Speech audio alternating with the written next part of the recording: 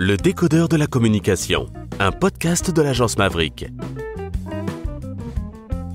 Comment ça se traduit, justement, toute cette communication sur les réseaux sociaux majoritairement? Qu'est-ce qui se passe justement pour Newell Beauty?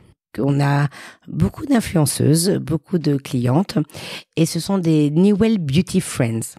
Alors, comment tu fais pour payer ces influenceuses? Eh ben non, mais je ne les paye pas. La classe. Explique-nous. Non, je ne les paye pas. Alors, fatalement, on dédommage en produits, etc., etc.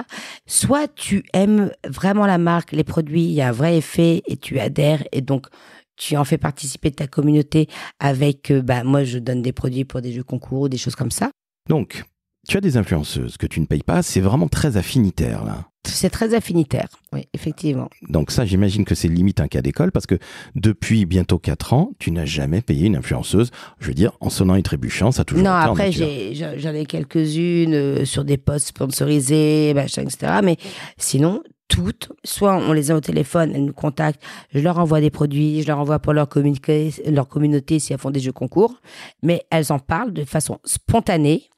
Alors parfois 6 mois plus tard, parce qu'elles ont fait leur routine, elles ont testé notamment avec l'huile, qui vraiment est une super huile que je sors d'ailleurs en travel size, avec des vrais résultats, et elles en parlent spontanément.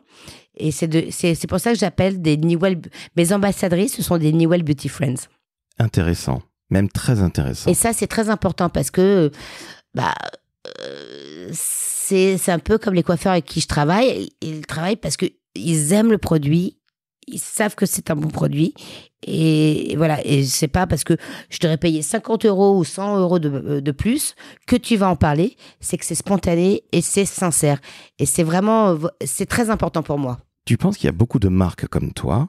Je parle de vraies marques, pas de gens qui font des trucs dans leur coin et on leur souhaite de moins en moins. On est bien d'accord. Il y a très peu de marques qui réussissent finalement à avoir cette affinité que toutes les marques recherchent, tu le sais mieux que quiconque. Mais d'ailleurs, j'ai lancé TikTok sans acheter, sans payer des influenceuses, sans payer des TikTokeuses. Je les ai contactées, machin, elles connaissaient, elles ont fait leur diagnostic en ligne. Je leur ai envoyé, elles ont testé. Il y en a certaines qui ont tout de suite aimé. D'autres, c'est 2-3 mois plus tard. Et voilà. Mais il est hors de question que j'influence d'une façon monétaire pour dire que mon produit est bon. Franchement, ce n'est pas possible pour moi parce que c'est quelque chose dont je suis très fière depuis bientôt 4 ans. Que ce soit de la part des professionnels, des coiffeurs ou des consommatrices ou des influenceuses. Quand elles parlent du produit, elles en parlent sincèrement. Alors justement, ce marketing d'influence, parce que c'est vraiment du marketing d'influence. C'est pas simplement payer et puis voilà, tu fais... Oui, je paye pas. J'ai pas d'argent, donc je peux pas payer. Comment tu l'expliques, cette affinité? Parce que je pense que c'est un véritable cas d'école. Il y a très, très, très peu de marques qui en sont capables. Tu es une vraie marque. Encore une fois, je le répète, tu sais ce que c'est qu'une marque. Tu seras toujours dire comme jusqu'à ton dernier souffle. Comment tu expliques que justement, tout le monde se lève pour, non pas Danette, mais pour Newell Beauty? Alors, c'est absolument pas de mon fait. C'est simplement parce que le produit est bon. C'est aussi bête que ça, entre guillemets. Un produit qui est bon, un produit qui est efficace, un produit qui est safe est un produit qui fonctionne. Donc, ce qui veut dire que le produit parle de lui-même, ce qui ne veut pas dire pour autant qu'il faille pas mettre en place du marketing, de la distribution et de la communication, bien évidemment, digitale ou autre. Mais c'est le produit qui parle de lui-même. Le produit parle de lui-même. Et si le produit est bon, on en parle. Parce qu'on peut en parler sans passion. En parler avec passion et avec vraiment son cœur, ça change tout. Écoute, merci beaucoup pour ce cours de marketing et d'influence qui finalement revient à la chose la plus simple qui soit, et on est loin des influenceuses débiles de télé-réalité parce que ces jeunes femmes... Non, il faut pas dire qu'elles soient débiles. Elles ont leur marché, elles ont leur créneau, etc. Et voilà. Et typiquement, moi j'en connais certaines. Elles connaissent les produits, je leur envoie, etc. Elles sont en train de les tester. Si elles les veulent, voilà. Mais je vais pas les influencer ou les forcer d'une façon monétaire parce que tu es à la merci de quelqu'un d'autre. C'est comme c'est comme dans le commerce. C'est-à-dire que si tu recrutes des employés ou des coiffeurs juste avec le salaire, c'est-à-dire que tu es à la merci d'un concurrent avec un salaire ou un budget plus important. Et non pas, on n'est pas vraiment sur un produit coup de cœur et efficace. Et je trouve que c'est contre-productif. Alors justement, ce marketing d'influence, excuse-moi d'insister là-dessus, parce que je pense que beaucoup de gens vont être passionnés par ce que tu fais. Ce marketing d'influence... Je donne de ma personne sur les réseaux sociaux. Mais on va en parler justement, on va en parler, ne t'inquiète pas. On va en parler du don de toi que tu fais, et c'est normal parce que tu es entrepreneuse. Après tout, nous sommes là pour donner de nous-mêmes. Et on ne compte pas nos heures, tu l'as dit toi-même. Mais je reviens à ce marketing d'influence. Est-ce qu'il y a des résultats immédiats quand il y a une influenceuse ou un influenceur, après tout? Alors sincèrement, grâce à mon équipe qui est beaucoup plus jeune que moi, qui m'ont fait découvrir, je me suis inscrite sur TikTok. Alors, on a lancé TikTok Niwell. D'ailleurs, c'est Niwell-8 officiel. Alors, donne le nom de tes équipes, ces demoiselles. Ah bah, il y a Lorraine, ma TikTokeuse sur les réseaux sociaux de folie. Il y a Imen, qui est avec moi depuis 1 an et demi, qui est là pour me seconder d'une façon commerciale et sur les réseaux sociaux et à l'international. J'ai Justine, que tu connais, évidemment, qui est actuellement en congé mat. Donc, on dit beaucoup de gros bisous à Victoria, sa petite fille. Le premier bébé Niwell, je lui souhaite tout le bonheur du monde. Et Rihanna, qui est basée en Côte d'Ivoire. Très importante, Rihanna. J'ai cru que c'était la chanteuse, et là je me Oui, disais... j'adore dire Rihanna. Eh bien, on salue évidemment Rihanna en Côte d'Ivoire. Qui est une amie de longue date. J'en reviens à l'influence, encore une fois. Est-ce qu'il y a, justement, des résultats très très très rapides, voire immédiats, après qu'une influenceuse ait fait la promo des produits Niwell?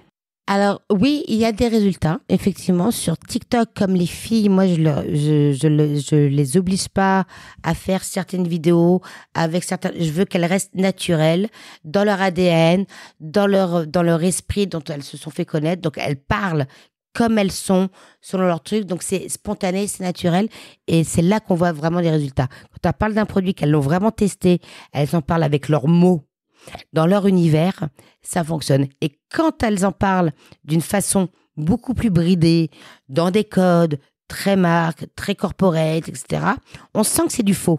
Il y a l'image et la réalité. Donc ça ne veut pas dire que voilà, je fais des vidéos qui sont léchées, chiadées avec des Niwell Beauty Friends qu'on s'est rencontrés sur les réseaux sociaux. Elles sont venues, on a fait un shooting avec un vidéaste qui s'appelle Christophe, que je salue, très joli, qui sont de très belles vidéos. Comment utiliser un produit. Il y a mon photographe Marwan qui fait des photos, vraiment on fait des photos chiadées. Donc c'est un petit peu pour la marque. Donc il y a l'image, l'influence, et il y a le terrain. Et ça doit être concomitant, ça doit être vraiment, ça doit aller ensemble. En revanche, tu ne peux pas demander à quelqu'un, une influenceuse, je pense, là dernièrement, je pense à Kesha ou n'importe quoi, de faire quelque chose dans une certaine lumière, dans quelque chose, alors qu'elle a envie d'en parler spontanément. Et moi, c'est ce que j'aime. Bah, tu vois, là, je parle spontanément, je parle avec mes mains, je parle beaucoup, c'est mon côté du sud italien. Parler avec son cœur et son ressenti, c'est ce qui marche le mieux. Donc, un conseil aux marques, ne bridez pas trop vos influenceurs et influenceuses. Moi, je dis ça, je dis rien. Bon, je crois que tout est dit. Mais en même temps, bon, après, c'est vrai que tu peux pas demander. C'est vrai, j'imagine des grandes marques qui mettent un certain budget sur plusieurs influenceuses. Elles veulent avoir un boarding, quelque chose, parce que elles ont un niveau d'investissement qui est important. Donc, elles veulent quelque chose. Après, moi, je me dis, il y a pas, je sais pas s'il y a une bonne ou une mauvaise méthode. Moi, c'est ma méthode. Jusqu'à présent, ça m'a toujours porté chance et ça a toujours fonctionné. Quand j'étais DIRCOM, directrice marketing chez Provalliance, j'avais 14 marques. Et donc, que ce soit pour Franck Provost, Jean-Louis David, Maniatis, Saint-Algue, les plus grosses marques, je ne payais pas les influenceuses. Non plus. Non plus. Par contre, j'avais un listing qui était où elles correspondent à l'univers de chacune des marques, que ce soit dans leur ADN, dans leur façon de s'exprimer, dans leur environnement, que ce soit capillairement. Voilà, c'était important qu'elles correspondent dans l'ADN à chacune des marques et des produits. Alors ça leur faisait pas bizarre qu'un si grand groupe... Il y a certains gros groupes qui ont un peu cassé le marché. Oui, c'est ça qu'ils sont mis à payer très, très vite. Et donc ça met un peu en porte-à-faux, quoi, parce que tout le monde doit vivre. Mais j'ai jamais voulu tomber là-dedans. Donc finalement, ça fait partie de ton ADN à toi, Olivia. Oui. De ne pas payer donc les influenceurs, c'est bien, c'est pas bien, on s'en fout. Mais ça veut pas dire qu'on récompense pas ou qu'on rétribue pas. J'offre des produits, des choses comme ça. Mais moi, je trouve que les influenceuses doivent être considérées comme des journalistes.